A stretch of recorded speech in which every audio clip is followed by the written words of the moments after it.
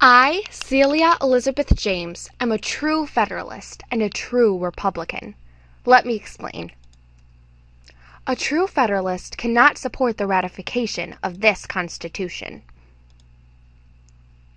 More federal power reduces individual rights, because liberty is the most important core democratic value. This Constitution reduces popular sovereignty, which demands that we citizens hold ultimate authority over public officials. This document falls short. More federal power reduces states' rights. Not only is individual sovereignty at risk, but so is state sovereignty. For example, legislative districts must be small enough and the number of districts large enough for the citizens to know and be familiar with their representatives. Not only does this hold our public officials accountable, but it leads to a greater patriotism, a love of one's country.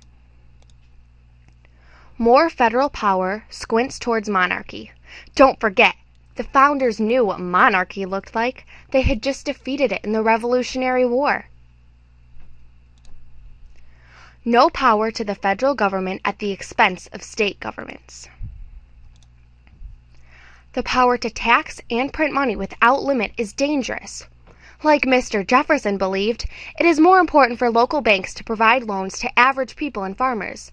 And where does ability to print money stop, I ask you? The power to raise up an army, especially in peacetime, is dangerous.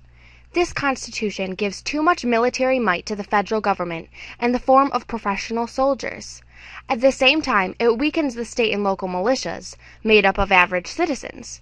Remember, a standing army doesn't mean the army is just standing around. The elasticity of this Constitution can be stretched towards tyranny. Separation of powers isn't good enough. Even though there is separation of powers, power never automatically flows to the individual.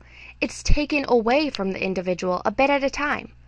Like other anti-federalists believe, branches of the government must be separate and distinct because even partial overlap can weaken individual liberty.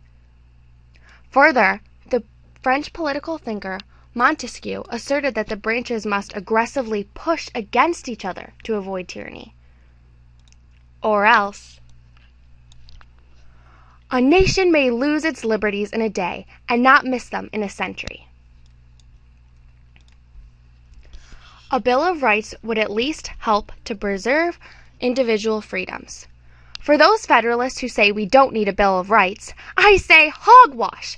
Even most of the state constitutions have a Bill of Rights. The only way I would even think about ratifying this Constitution is if a Bill of Rights will be added. The necessary and proper clause gives Congress too much power. Hamilton, a Federalist, God bless his heart, argued that the first clause is implicit in the Constitution. If Congress is granted power, it must necessarily be able to draft laws that enable it to execute that power. But I say, who's to decide what's necessary and proper? One day, an imperial president might even force citizens to buy something they don't want to buy, like health insurance, and use supremacy and commerce clauses as justification. As for me, Celia Elizabeth James, I concur with Patrick Henry when he cries out, "Give me liberty or give me death!"